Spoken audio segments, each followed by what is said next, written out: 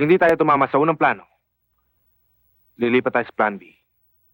Pag sumalto pa rin tayo, itutuloy natin ang pangatlong plano. Kahit na anong mangyari. Paring Toybi, paano kung sumablay tayo sa pangatlong plano? Pwede bang pagpaliban na natin yon? Oo nga. Masama yung tatlo eh. Umisip na lang tayo ng pang-apat na plano. Sa klaseng trabahong ito, hindi pwedeng urong sulong. Kaya mag-isip-isip na kayo kung itutuloy natin to o hindi.